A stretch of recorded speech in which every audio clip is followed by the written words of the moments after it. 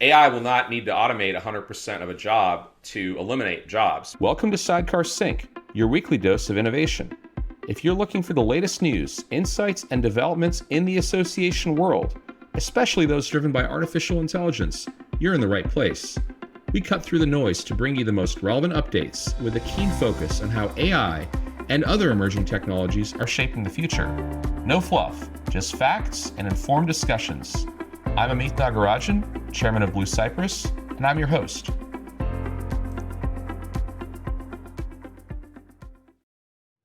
Hi, everybody, and welcome to the Sidecar Sync. This episode is one that we've been looking forward to and really excited about. The topic is all about professional development in the age of AI. How do we help our teams grow, learn? How do we attract the best people? How do we retain the best people? All through engaging in new forms of professional development in the age of AI. Super pumped about that conversation. Before we get going in the pod, if you're enjoying this podcast, we'd appreciate it if you shared this podcast with your friends and colleagues. Also consider leaving us a review and subscribe wherever you listen or watch. Hello, everyone. My name is Mallory Mejias. I'm manager over here at Sidecar. And as Amith mentioned, we have another special episode planned for today. We are diving into the topic of professional development in the age of AI. First and foremost, we're going to talk about the skills you should look out for within your team, when you're hiring, and ultimately how professional development will be changing due to AI. Next, we'll be talking about how to cultivate talent. Finally, we'll be wrapping up our discussion addressing AI adoption concerns on your team. Without further ado, let's dive into topic one of the day, adapting to AI, the future of professional skills. AI is reshaping the professional landscape, and staying ahead means adapting quickly. In this topic, we're zeroing in on the urgent need for skill evolution in the face of AI's rapid advancement. With AI automating routine tasks, the demand for uniquely human skills like creative thinking, emotional intelligence, and strategic decision-making is soaring. When we talk about the future of professional skills, we're not talking about AI technical skills only. We're talking about a fundamental shift in what it means to be a professional in an AI-driven world. For individuals, it's about career survival and growth. For organizations, it's about staying competitive and innovative. And Amith and I want to break down the essential skills needed now and in the future so you can begin to cultivate these competencies for you and for your team. So Amith, my first question for today, how is the rapid advancement of AI altering the landscape of professional development? Well, in so many ways, it's changing everything in our society, and learning as a general statement will never be the same, and mostly in a very exciting way because the opportunity to personalize the way people learn is greater than ever, and that's, I think, the thing that will really advance both learning in an educational setting as well as in career development so much further than ever before. So it's an exciting time, and obviously because of AI tools, the things you need to learn are different. Does this new era of AI match any previous technological eras that you've seen in your career? Well, there certainly have been major shifts that I've witnessed and participated in where you see, for example, back in the 90s with the dot-com boom and the era of the internet beginning, people rushing to understand what it meant. What does it mean to be able to distribute your content, your product in some cases, digitally over the web? How can you take advantage of this in your business? What does it mean for your job? There was definitely a lot of activity at that point in time. There were new careers that launched, really out of thin air, like people who did web design. That was a thing that didn't exist in the early 90s, and by the end of 90s and early 2000s, it was a big deal. There were companies that were formed out of that, obviously, too. And the same thing started to happen with e-commerce really in the early 00s when that started to take off in a more mainstream way. Obviously, there were some e-commerce companies early back in the 90s. And the same thing happened with mobile in the late 00s with the iPhone and other smartphones. So you've seen this happen in the past where there's been a technological shift that's led to a need to retool the workforce in some significant way. Even originally when computers entered the workforce and people were using things like word processors instead of typewriters or writing by hand. So we have some experience as a society. What I would say is different now is that, fundamentally we're not just shifting how we do the work, we're actually changing what the work is. So that's what makes this transformation far more significant in my mind and harder to predict. So, therefore, it actually makes professional development even more important because we have to be training ourselves continuously to know what the tools can do and to then understand where the value can be added by all of us, because these tools are getting better. They're already pretty impressive in many areas, but more important than that actually is where they're heading, which is, we talk about it a lot on this pod. Every 6 months there's roughly a doubling in AI power, and so it won't take long to get to the point where AI will be doing a lot of things that it can't do today. So how do you anticipate that, and how do you plan for that in terms of the skills that you want to learn in your career and the things that you help your team learn? That's really what I think is so critical about this shift.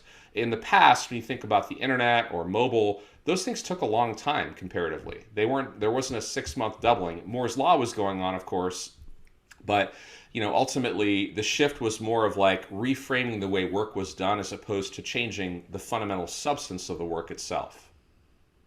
Do you think with this 6 month doubling, that demands that folks in HR or even individuals that they have to reevaluate their own professional development every 6 months? I think that people need to have the mindset where they're open to reevaluating professional development whenever there's a major shift. So if something like Microsoft Copilot comes into your office environment and all of a sudden, many of the things that you would do by hand are now totally automated or 80% automated, it requires you to rethink a lot of the mindset around the skills and the tools, and even perhaps the educational backgrounds that are most important for your company to get your work done. It also should cause you, as a culture and people professional in the HR realm, how do you think about getting the most growth for your people? So let's say, for example, you have a call center, and your call center fields inquiries from your members, people calling about your events or membership or perhaps trying to find content. And let's say you've got a dozen people or 50 people or whatever the number is, might be one person that is primarily engaged in that type of customer service. It's very, very likely that there will be opportunities to automate many of those aspects. Not all, but 70, 80, 90%, even 50% would be a significant impact. So what do you do with these people? And how do you help them learn skills that will position them for success with you, hopefully, but even if not with your organization, how do you invest in those people so that they're more capable in general? And I think that's a really important responsibility for HR leaders to be thinking about. I've always had this philosophy that ultimately what I'm trying to do with teams at my companies is help them achieve the best version of themselves, whatever that is.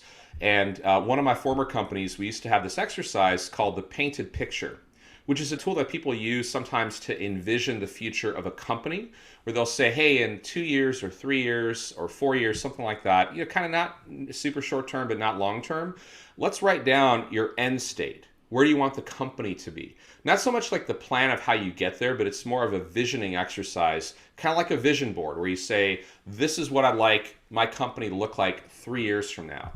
And the same thing can be done for an individual. You can say 3 years from now, this will be the way my life looks. This is what I'll be doing professionally. Perhaps you even have an element of that that's personal in nature. That's up to the individual. But as an HR professional, actually cultivating that type of thinking where you're helping people not think about how to get there necessarily, not yet anyway, but thinking first, what's the end state after a few years? And so my perspective always has been, how do I help each person achieve their ideal vision for themselves through a painted picture or a similar exercise, even if that means that they might end up working somewhere else? And that's where a lot of companies choke. They say to themselves, well, what if that person's professional development ideal state, is to be a video game designer, and they're a programmer at a B2B software company that makes, CRM software for associations, which is what my old company did. And I actually had these scenarios come up where, you had a developer that had this lifelong dream to be a video game designer. That's awesome. But clearly they're not going to be working at my company long term if that's what they want to do. Yet, if I, as a leader, still help them find a way to grow down that path, I think it's incredibly valuable for two reasons. One is that's really what leadership is about, is helping people achieve the best version of themselves.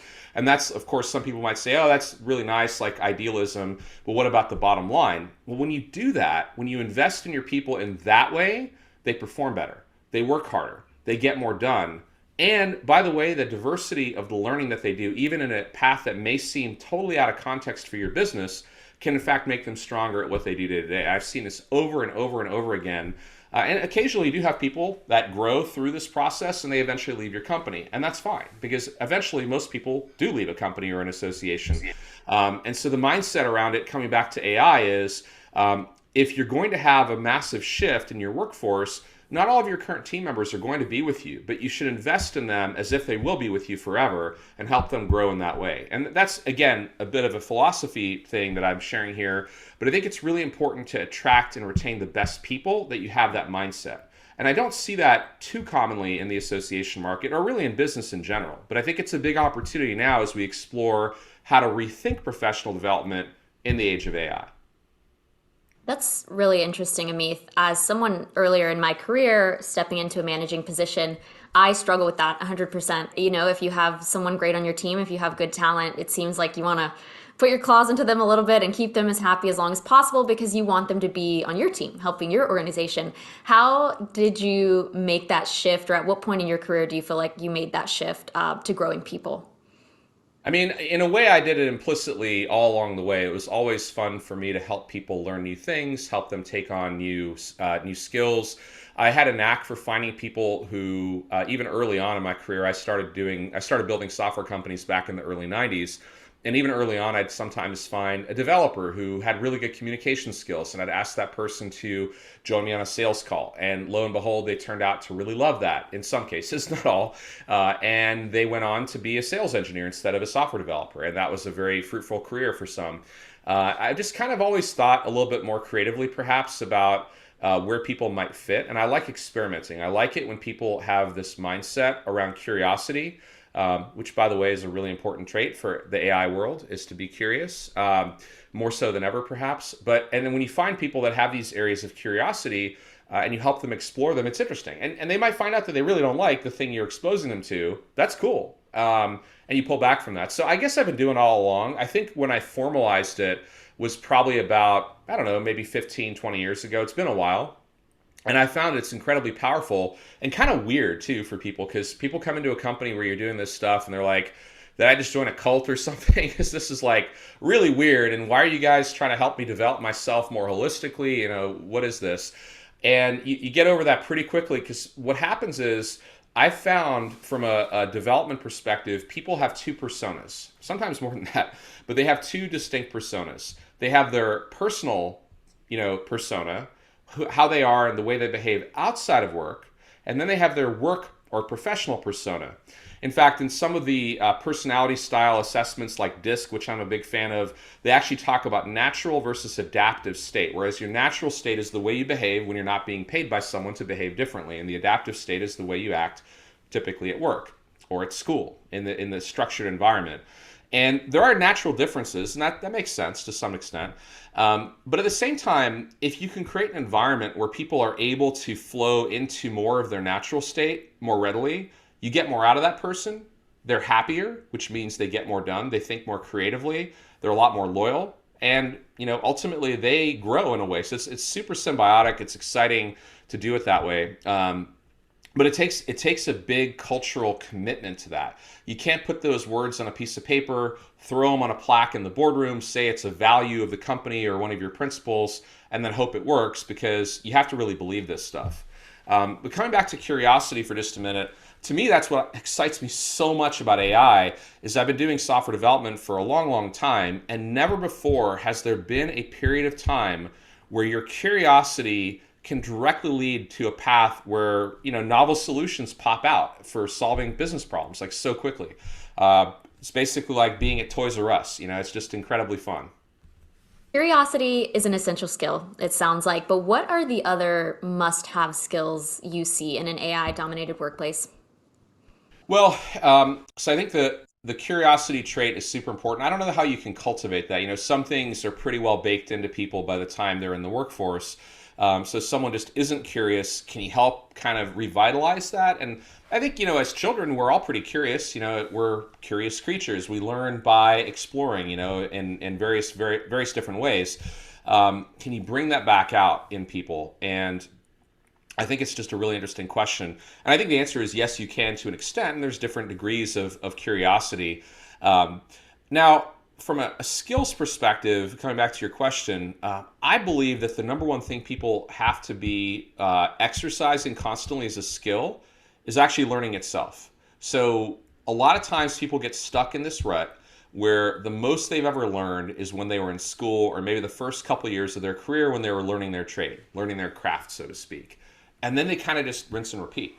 So if you're an accountant, you got a 4-year degree, maybe you're a CPA, you went through a few years in practice, maybe in public accounting, and maybe you moved into corporate accounting, and you've been doing a lot of the same stuff for a long time. And maybe you learn a little bit, but a lot of people fall into the habit of just kind of the rinse and repeat, and they're not pushing themselves. So I think part of it is this growth mindset, which actually is a skill. It's a mindset, but the way you get a growth mindset is by adding new content to your brain. So something as simple as a habit like this. What if you encouraged your team every day to read for 10 minutes? Not for an hour, not for, hundreds of pages, but just read for 10 minutes on anything, any book. It could be a business book, it could be a technology book, it could be fiction. It doesn't really matter. Most adults in the United States of America don't read much. I think the average number of books read per person is something like zero point 0.5. I read a statistic on that a few years ago. Don't quote me on the exact number, but it's essentially a very low reading rate. And that's a terrible missed opportunity. So if we can encourage our people to read, that leads to a lot of things, right? Because you're introducing new content into your brain, and that in turn stokes this creative process, which in turn basically creates a growth mindset. People realize how much they can learn only once they start learning. So to me, that's the number one thing, is how do you create that growth mindset in individuals? I was thinking through an example as I researched for this topic, and I'm sorry for all my listeners. Most of my examples have to do with marketers because that is me. So pardon for this one, but I was thinking through marketing and marketers knowing HTML and how that's something that is generally nice to know as a marketer. It's not essential, but hey, if you have those HTML skills, they will benefit you in the future. And so I'm wondering what your argument is, Amith, for how AI familiarity, AI education is essential for professionals as opposed to it's nice to know for now. Maybe in a few years it'll be essential. Well, I think your example is great because all of us are marketers, in some way. There's different levels of marketing we all do, and so a specific tool like HTML or a specific skill like HTML, I think of it as something that's kind of this foundational element. You may not use it every day, but if you understand a little bit of HTML, it makes your broader understanding of the web and of websites and marketing in general so much stronger. You might not go and create the HTML on a web page, but the next time you're creating a marketing campaign and you're thinking about a landing page, just the fact that you understand that is going to shift the way you think about not only what you're going to do, but potentially the capabilities that exist. So when I think about HTML and I translate that to like AI tools, I'd say, okay, so maybe you don't need to know about every AI tool. And certainly, I don't know about every AI tool. I know about quite a few of them. But what I do understand is that when I find a tool or when I find a capability, like a fundamental primitive idea, right? Like the ability to translate language, I'd call that a primitive capability of AI at this point. It's like a building block. I know it's there. I don't necessarily need to know how it works, but I know it can translate language. I don't need to know how image generation works, but I know that it's there, and I know roughly what its capabilities are, what it's good at, what it's not so great at. And by having those building blocks, then when people ask me to solve a problem, I have a tool set. I know that I can use those tools in solving a problem. Whereas someone who doesn't have that familiarity, and again, I might not personally use Midjourney or DALL-E, but I know a little bit about how they work. You, Mallory, you're a lot more familiar with those image generation tools than I am or probably ever will be. I think they're fascinating. I just haven't gone into them that much. I just kind of know what they do at a high level. But in working together, if I say, hey, Mallory, can we do a project like this? And I know that that's possible, as a leader, I'm actually asking you to do something that's not only reasonable, but I'm also potentially pushing you in a way that I wouldn't be able to do if I had no idea what those tools were about. So that's why some of that fundamental knowledge is really good. To give you another quick example, with software developers, I push people really hard to go deep into the guts of software, even if they're going to be a high level application developer. So when I talk to younger people who are, in college or entering the workforce, I always tell them, look, go up and down the stack, which is the term software developers use to say, like, all the way from the user interface down to the hardware, essentially. Because even if you never plan to do so-called lower level work or back-end work or any of these other things that some people don't enjoy doing, if you understand the fundamentals, it's going to make you better at what you actually go and do from that point. Or if you don't even want to do software development anymore, you want to be a project manager or a business analyst, having a little bit of that background is so powerful. And that's one of the reasons that I'm leading a group of CEOs specifically on AI learning, where we meet up and have a monthly session to talk about AI. The CEO conversation isn't so much about the AI tools one by one. It's not about, hey, how do you learn to use HeyGen to do video avatars? That's a very specific skill set. There's other ways to learn that. But the reason I'm working with these CEOs is to say, let's now think, okay, we have these capabilities we didn't have a year ago. We're probably going to have more capabilities that are even more stunning a year from now. How do we think about our business strategy because we know these tools exist? That's the key to it. So top level leaders, whether you're a CEO, CMO, whatever officer you are, or if you're a board member, or really anyone for that matter, you look at it from the viewpoint of not that you're going to go do the thing, but that you need to understand how to use the thing at scale.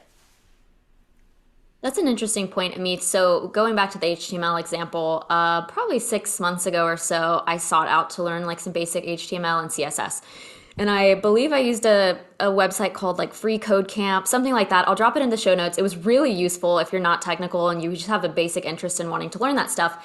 And I will say I was a little bit defeated at the end of it. I didn't go through all the way the course, but I kind of was like, I know it decently, but I'll never probably use this in marketing. But I really like your angle of even understanding the building blocks, even understanding what's going on behind a landing page or on a web page is helpful. And you're right. And that's honestly a perspective I hadn't taken till you just said that.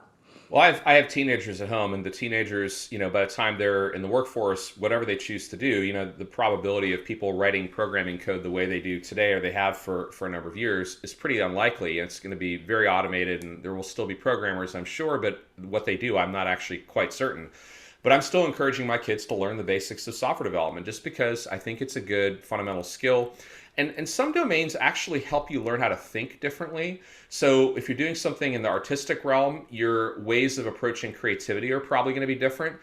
Even if you go and then write, so you go work with Midjourney or you go use other tools to create an image or video, it'll affect the way you think about copywriting the next time you do something in a different area.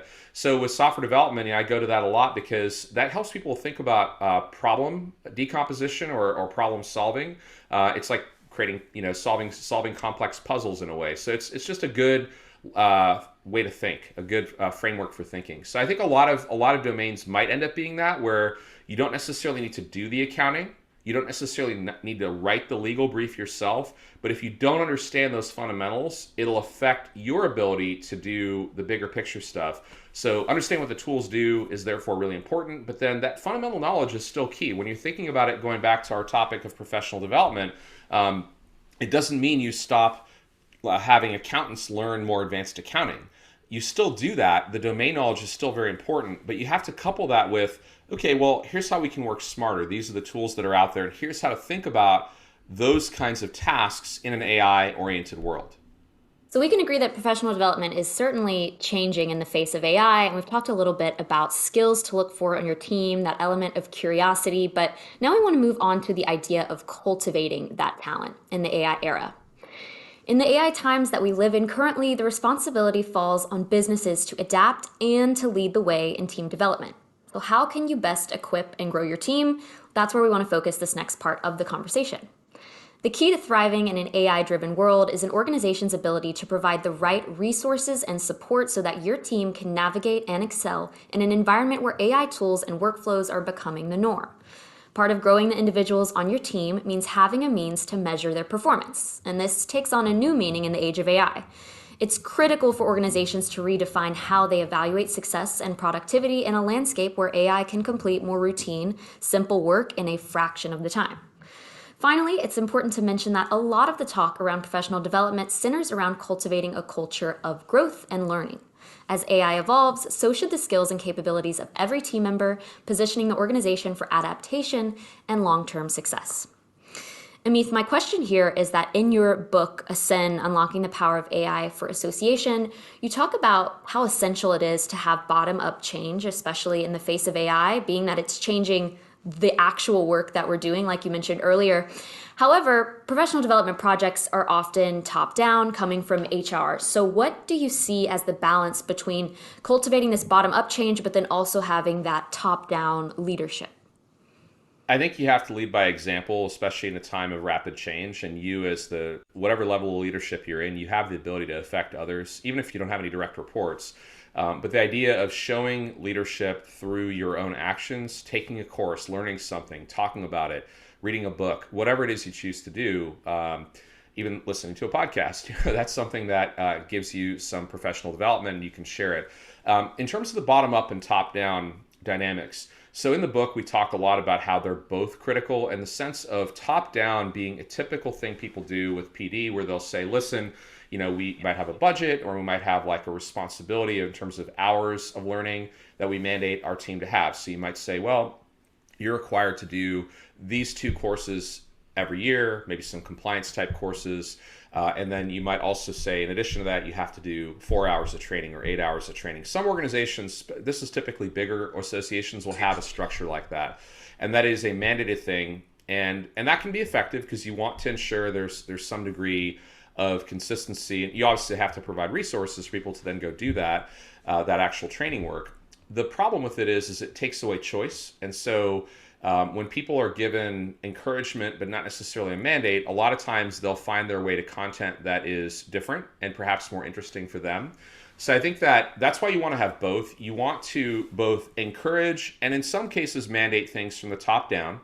And then you also want to look for opportunities to find people in your organization at every level who are interested in the subject that you're trying to push forward. In this case, AI. And seed them with resources, overinvest in those specific people, and then help them be the catalysts for others to get excited about it so that hopefully people are asking for more training as opposed to you forcing them to take it.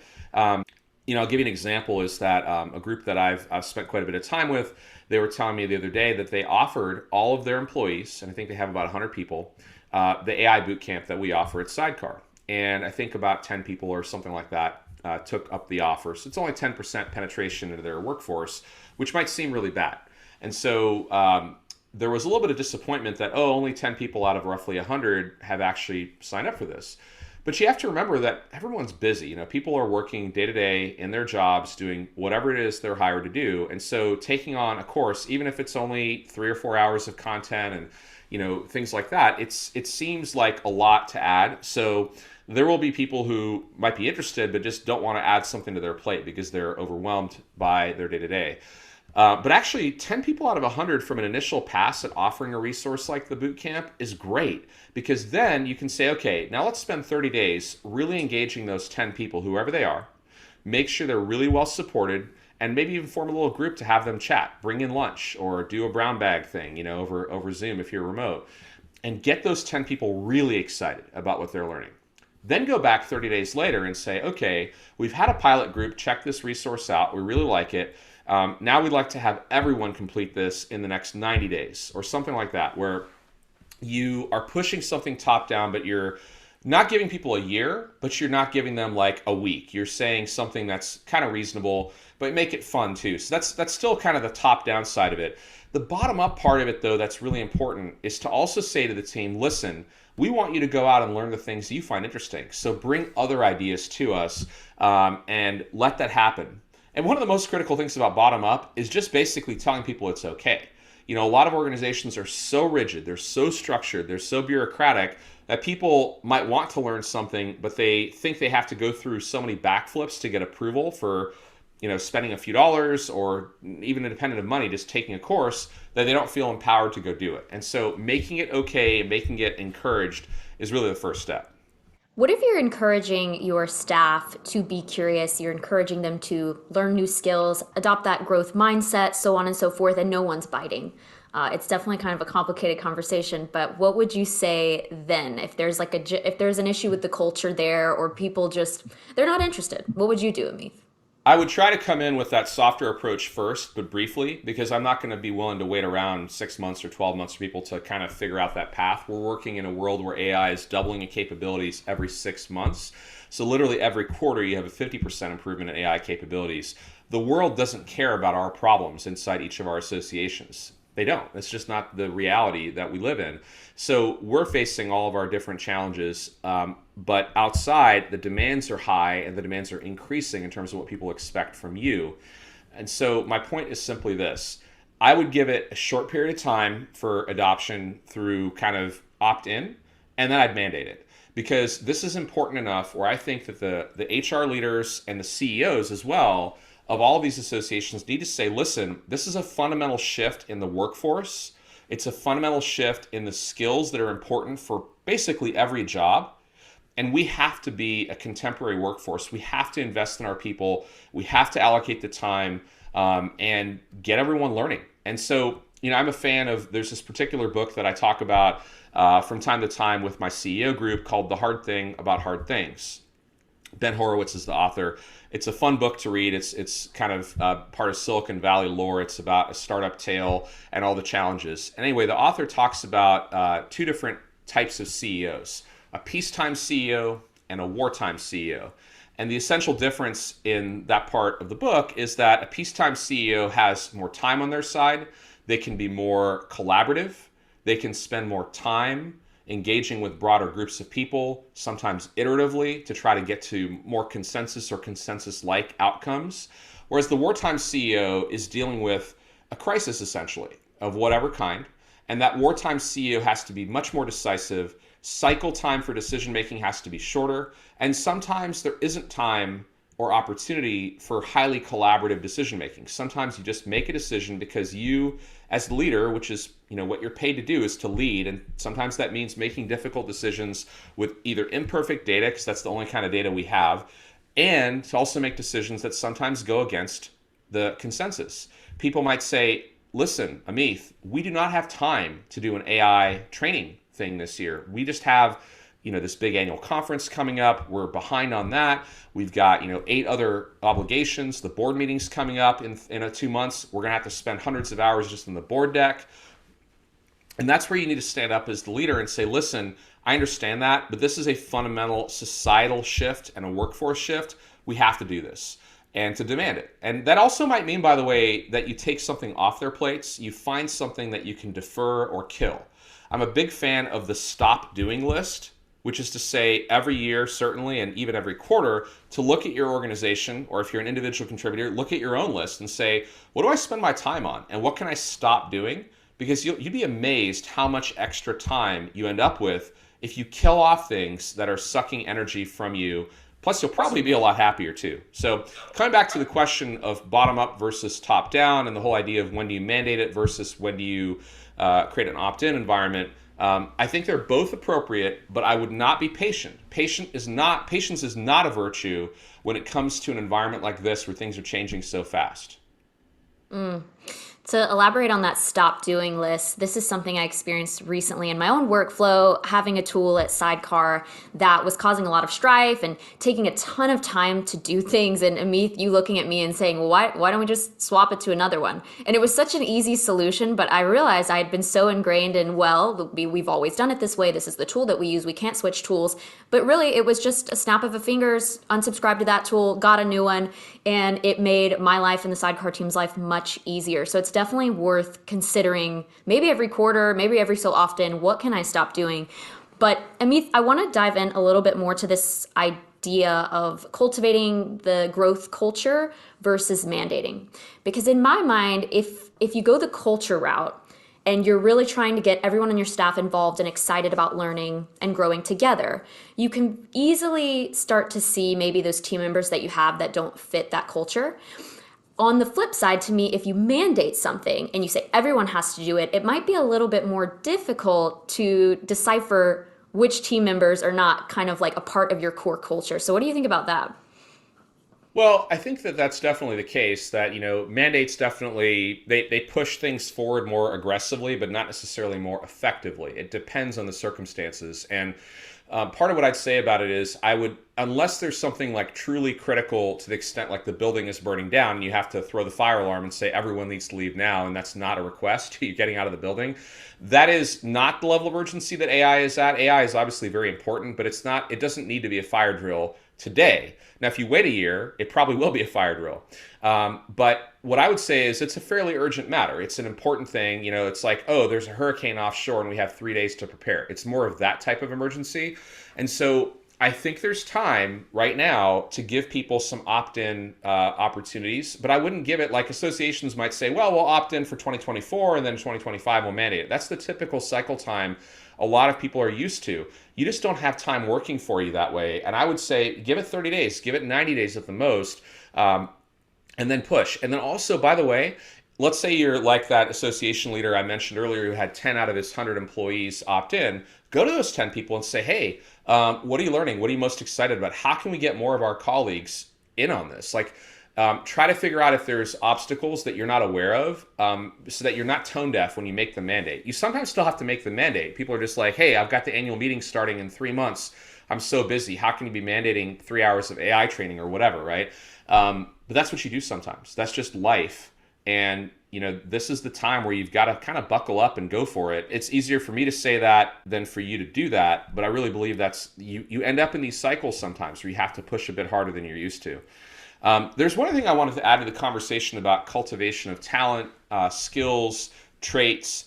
One of my favorite authors, Jim Collins, who I've read most of his books, and I talk a lot about his work. His work has been formative in my career as an entrepreneur. One of his quotes that I love is that he basically says the soft stuff is the hard stuff, and what he's talking about is soft skills versus hard skills. And I think that's more true than ever, particularly in an AI era where hard skills like doing things that are computationally intensive or logic driven are the things that AI is good at or will be good at soon.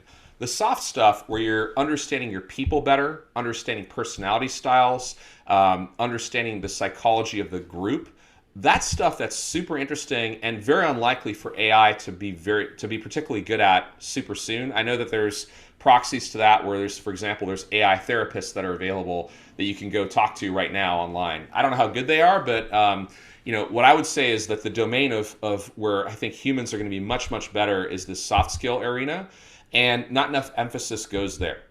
So while I encourage you all to certainly invest in AI skills training and AI awareness training as much as the skills, I think soft skills training is really, really valuable. A good example of that is we across our companies have historically used this assessment I mentioned called DISC, which is a personality style assessment. And by itself, as a standalone tool, it can be informative for an individual. For example, an individual can say, oh, I'm a high D, that's dominant on the DISC, dominant, influencer, supporter, and I think C is conscientious types. So those are the different personality style types in DISC, very similar to Myers-Briggs, very similar to a number of Strength Finders, a number of these other assessments. They all have overlap. What I like about DISC is how simple it is.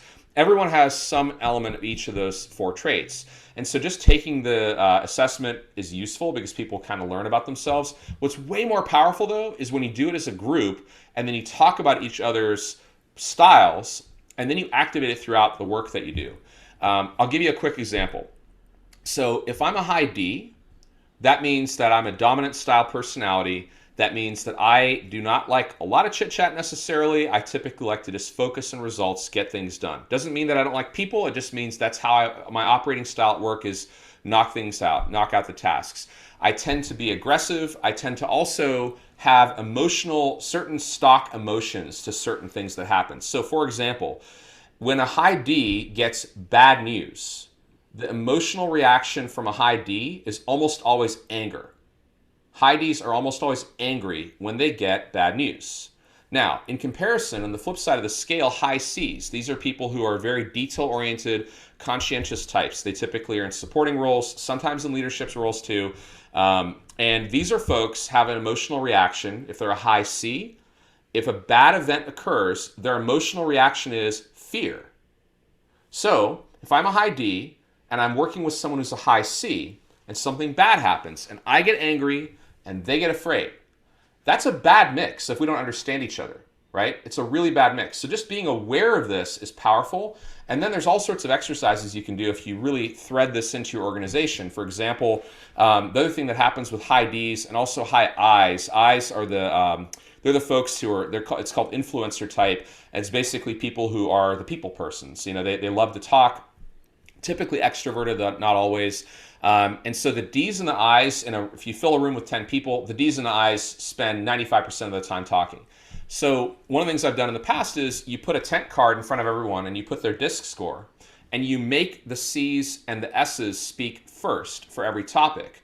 And so you're using that insight into, hey, these folks are typically in the background. Let's get them out there, because guess what? Just because they don't naturally talk more doesn't mean they don't have awesome ideas, right? So I'm sharing a bunch of stuff on DISC specifically, but the more important concept is soft skills like this are extraordinarily powerful, especially in a time when so much change is happening. So that's where I'd focus. If I ran the HR team at an association, I would certainly put a hefty dose of AI awareness and AI skills training in the agenda, encourage it, and then mandate it if I needed to, probably would need to, in a short period of time. And then I'd also double up my effort on these softer skills training and try to help people be, improve their EQ essentially. I like that. I want to mention a tool that I experimented with in the fall of last year. I believe it was called Crystal Knows. I don't know if you remember that one, Amith.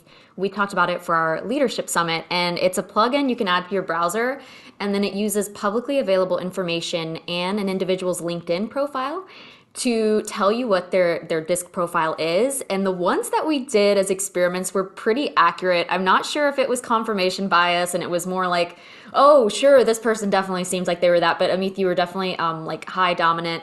And anyway, it's a really neat tool to play around with. Whether it's accurate or not, definitely check it out. And it uses AI. All right, our last topic of the day is addressing AI adoption concerns. Employee concerns about job security and the threat of automation are escalating. We want to wrap up our discussion today by talking about the role of HR in addressing and alleviating these fears.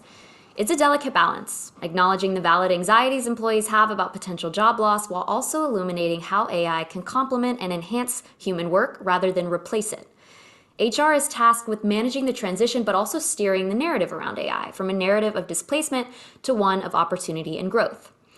If we're looking at the glass half full, we can focus on the positives, such as the elimination of mundane tasks and the creation of new, more engaging roles, essentially creating jobs where humans can be more human. But if we're looking at the glass half empty, it's important to recognize and openly discuss the reality that in some cases, AI adoption could lead to job restructuring or even job loss. On the one hand, we need to implement strategies that prepare the workforce for AI integration, while on the other hand, we need to be mindful of the potential for job displacement. But we're hopeful through proactive planning, training initiatives, and transparent communication that HR and leaders can help and ensure a smooth transition into an AI-enhanced workplace. Amith, how do you see HR or leadership of an association or nonprofit facilitating that dialogue around AI's role in the organization's future? I think the term transparent is the most important one. That's true for all levels of leadership. Is don't BS. Put it out there and tell it like it is. You don't help anyone by sugarcoating it. If you know that your call center is likely to be 50% reduced in the next 12 months, don't tell people that it's not going to be. Now, if you don't know for sure, you don't announce it before you know for sure. But the point is don't go to people and say, no, all your jobs are totally secure. We're not making any changes. And then 3 months later, you say, oh, guess what? Half the call center is gone. That's a great way to lose trust. And so I think that you have to level with people and just say, listen, we're in an uncertain time. We do not know what's going to happen next. We do know that these are the major trends that are happening. We do know this is where we are strong as an organization. We also know where we have problems that we need to address. And this is what we're going to go do about it. And by the way, along the way, our goal is to help you grow in your careers. Some of the jobs that are currently done at this organization may cease to exist at some point in the future. But it's our goal to help each of you grow in a way that will position you to be successful here or somewhere else, right? Those are not the exact talking points I'd use, but the point is that if you are not real with your people, they will instantly detect that. That's one of the things that in the domain of human capability over AI, we have really good BS detectors. And a lot of employees are naturally skeptical about leadership. That's unfortunately the case in many workforces, is that a lot of people look at the organization and say, well, yeah, is that really what they mean? Is that really what they think? Or is there something totally else, totally different going on? And so obviously as an HR leader or an organizational leader, there's a balance there. You can't disclose truly confidential information, but transparency is key. So I would just openly talk about what's happening in the world. I would talk about your organization's scope in the world, meaning what you do now and what you need to do. And part of that also is educating your people on what's happening in your profession. So, say for example that I'm a bar association. My members are lawyers, and the legal profession is, incredibly impacted by AI. There's going to be all sorts of fundamental changes happening in the field of law. And so what we as the Bar Association have to do, therefore, is to not just do what we currently do better. Of course, we need to do that. We need to make our processes more efficient, deliver more member value in the products and services we currently offer. But we need to think more than that. What we need to do is say, listen, this is what's happening to law, not about our bar association. This is what's happening to the legal profession. Therefore, these are the kinds of services that lawyers will need in a year, in 2 years, in 3 years. Anticipate some of those future state needs, and then talk about how do we build those services? How do we build those products? How do we make ourselves an indispensable resource to the future of the profession rather than just making our current services better? Because that by itself is basically like saying, hey, I have an incredibly powerful, very inexpensive fax machine. It's awesome. You should buy one. Except nobody needs to use a fax machine anymore, right? So what you want to do is develop what will replace the fax machine, because that's what's going to happen to a large number of your current products and services. That's just the reality of it. So why did I bring that up in the context of transparency and the dialogue addressing employee concerns? Your team has to know you realize this. Your team has to understand it. And by the way, they're the ones talking to your members all day. They can probably tell you a lot about what members will likely need. Way more than you probably give them credit for, because you think, hey, I have a member services rep who, is talking to members all day long. They're on the lowest level of the org chart. What do they know about our strategy? Well, it turns out actually that they'll probably know a lot, because if you go talk to them and say, hey, what do you think our members might need? What do you think would make their jobs, better as members and make our services more valuable? Maybe not all of your member services reps, but I bet you in a team, you will find some interesting ideas coming from folks like that, and it doesn't happen frequently enough. So in any event, if people understand the direction of the organization, they'll feel more likely that their contributions or their potential contributions to it would be accepted. So that's part of it. And then ultimately, again, be real, because you do not know the answer. I don't know the answer to this stuff, and it doesn't mean you want to go to the world and say, hey guys, we got no idea what's going to happen next. Good luck. That's not it. You're saying, listen, this is our reality. This is what we know. This is what we're going to do, and we want you to help us along the way. That's the kind of approach I think you have to take in this scenario, while also being strong and being decisive and moving forward. You don't spend a year talking to people about what they think. You gather that input quickly, and then you move forward. So anyway, that's my point of view on what the HR team can do to help increase that transparency, is to have those conversations and make them real. So I want to challenge this statement that we've all heard, and I think we've even said it on the podcast in the past, and that's AI won't necessarily replace human jobs, but humans who don't know AI will probably lose their jobs to humans who do know AI. So I want to challenge this a bit and say that even if we have an organization, let's say this imaginary organization, even if every human staff member at that organization learned AI to a pretty good degree, there would still be job loss. At least this is what I think, in my opinion, because AI is just changing work in general. Amith, what do you think about that? Yeah, I mean, that's a lot of what I was thinking about in the prior points about transparency, is that that's true. And I don't think you should go to your workforce and say that we're not going to have any reductions in staff, we're not going to have any changes to jobs, because that's false. Like, if you really believe that, you're going to have a hard time going forward. AI will not need to automate 100% of a job to eliminate jobs, because, it's like, take that 10-person member services center again. You can, let's say you can automate 50% of the work. You can't remove any particular one individual 100%, but that doesn't mean you need 10 people working half time. What the economics will force out of the equation is that you're going to have 5 people working full time with AI. And so, yes, there won't be as many people in that job. Now, do you have 5 other jobs to those other 5 people? Or is there other work that they can all do now that AI has freed up some of their time to add more value? That's a great question, right? But it somewhat becomes one of these like HR-isms to employees when they're saying, oh, no, no, no, no, no, you won't be eliminated. You'll be doing more important work once we automate that task. And I've been hearing this for 30 years. In my prior life, we would automate all sorts of things at associations. It wasn't AI proper, but it was essentially pretty advanced automation where we take a business process that was super clunky and manual and we'd automate a large portion of it.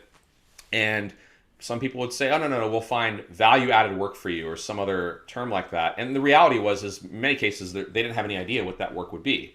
And so even if they try to artificially maintain that job for a period of time, it doesn't last long. So you have to be real about it. I do believe there is a ton of opportunity for value-added work, just to be clear, but organizations have to have some creativity to figure that out.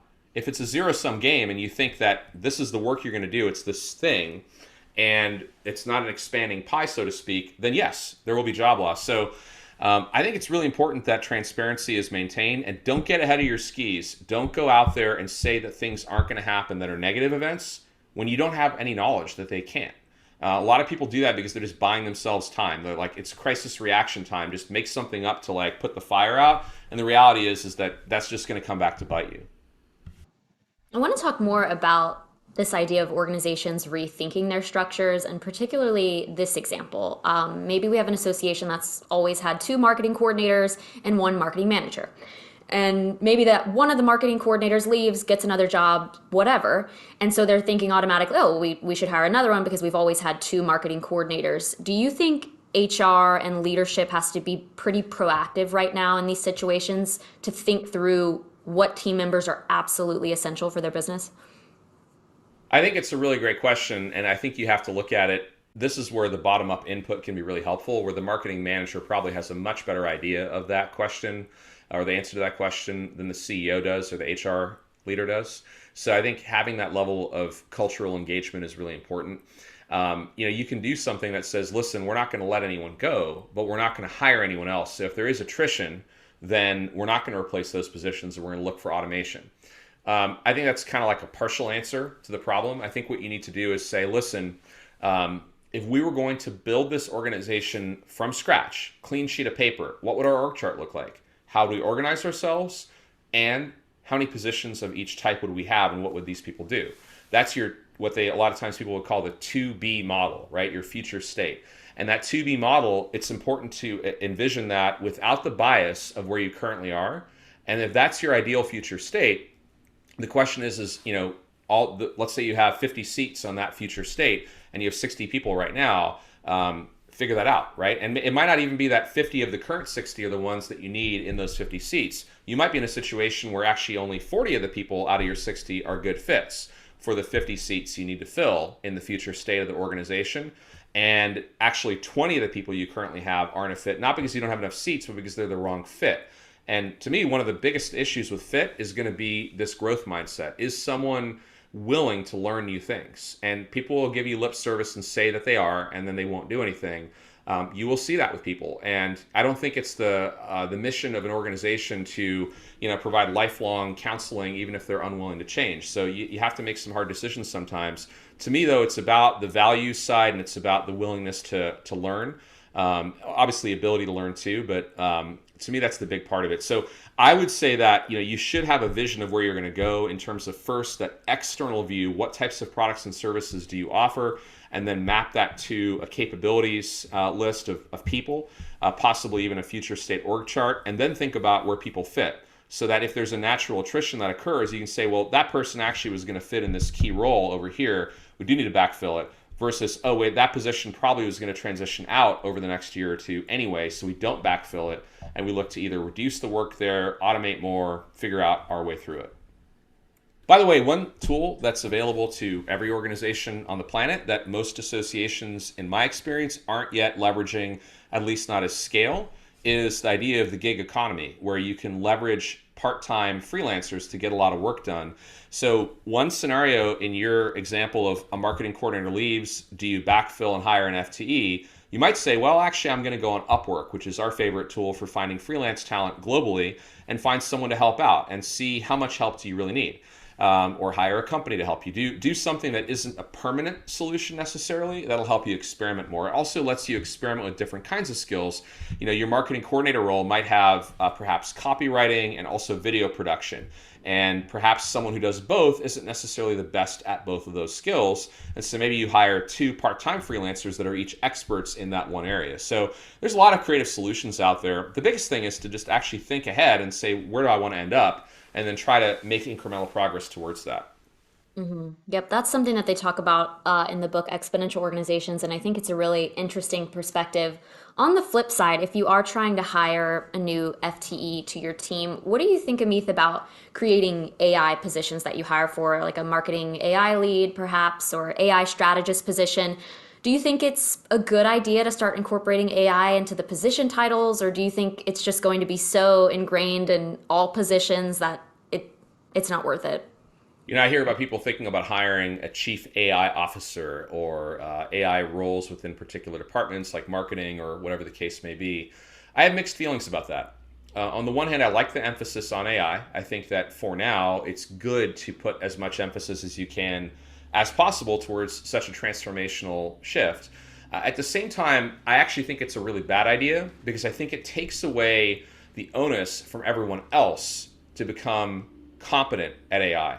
So if I'm the chief AI officer, then everyone leans on me. The CEO can say, oh, I've got a person for that. I don't need to really understand AI and how it affects my strategy. The chief marketing officer doesn't need to become an AI, an AI person. So I think there's pros and cons to it. I think if you do go down the path of a dedicated AI person in a given role, whether it's organizational, like a chief AI officer, or departmental, like a marketing AI person, that's fine. You just need to make sure that you don't take the gas off of everyone else becoming AI capable. So to me, that's the downside to it, but I think you can manage it. I think organizations that have the budget to go after a position like that and can hire the right person for it, it could be transformative. But it has to be like extra, fuel, essentially. It can't be like instead of getting your people that are there now to do anything. So let's say I have an executive team of 8 people. I've got a CFO and a COO and a chief marketing officer and a chief information officer and so forth. I've got this usual C-suite around my boardroom as the CEO. And I say, well, they're all real busy. So let me go hire an AI expert and I'm going to make them the chief AI officer. I get the board to approve the budget. I go find someone who's interested in the job. I hire them and I expect results. And in most situations, I don't think that would work well because, you've seen this happen a lot with chief digital officers over the last 5 years. Before that, you even saw chief mobile officers. I've seen that title, lots of titles in the past around e-commerce specifically. And you're splintering off a piece of responsibility that actually affects everyone. And so it undermines the need to change everyone's job. And so I think AI is that transformative that in most cases, it has this big risk of undermining the need to drive change everywhere. But if you're already committed to that and you add to that a chief AI officer or something like that, or even a fractional person, hire someone from the outside or hire a consulting company to help you, that's all great. That's additive emphasis on AI. I just wouldn't want to take away the onus on everyone else to become quite knowledgeable about this stuff. Very interesting. I thought that you were going to have the flip side of that answer. I actually didn't know your opinion on this, but it makes a ton of sense. Yeah, I think it's like a lot of things in life, Mallory. It's just one of these things that you have to, you can look at certain things, in shades of gray, and it depends on the organization is the short answer. And really the culture of the organization is the big thing here. If you have a culture in your organization that is, rooted in, you could say it's steeped in tradition. I might flip that coin around and say that means really you're, frozen in time through inertia. And so, and there's different mixes of that, right? Some traditions are good, but some are just there. And so if your culture is looking at change as, something it needs to have a response to allergically or an autoimmune response to, change coming in and it kills that off, which is a lot of cultures in this market, you've got a deeper problem than anything to do with AI because ultimately people have to drive AI, people have to drive your transformation, and you've got to start there. You got to start with making sure your culture is healthy and that you're ready to drive change. Whatever that change may be, it might be AI, it might be something totally unrelated, but that to me is the biggest part, which is why I think this topic of this podcast is so critical that now more than ever before, the HR leaders in the association space have such a key role to play to develop their teams, to grow the organizations, to build this growth mindset, to help empower people with AI skills as well. And that will lead a groundswell of support for driving change, because people who are in the habit of learning learn more, and they in turn drive change. And HR teams and HR leaders have an incredible opportunity here to do exactly that by focusing on AI learning. Well, on the topic of professional development and growing your team, there are tons of great AI resources out there for you to do that, many of which are free. You can listen to this podcast, of course, but there are tons of other great AI podcasts out there, free AI courses, and of course, we want to remind you that we have the Sidecar AI Bootcamp as well. As a reminder, that is flexible, on-demand lessons that we regularly update. You get access to weekly office hours with live experts, and you also get access to a full flourishing community of fellow AI enthusiasts within the association and nonprofit space. And on that note, you can sign up as an individual, but you can also sign up your whole team, all the staff at your organization, for one flat rate based on your organization's revenue. We have a few teams that have done that thus far, and we've gotten some great feedback. So if you're interested in learning more about that opportunity, please go to sidecarglobal.com/bootcamp. Thanks for your time, Amith. Thank you. Thanks for tuning in to Sidecar Sync this week. Looking to dive deeper? Download your free copy of our new book, Ascend, Unlocking the Power of AI for Associations at ascendbook.org. It's packed with insights to power your association's journey with AI. And remember, Sidecar is here with more resources from webinars to boot camps to help you stay ahead in the association world. We'll catch you in the next episode. Until then, keep learning, keep growing, and keep disrupting.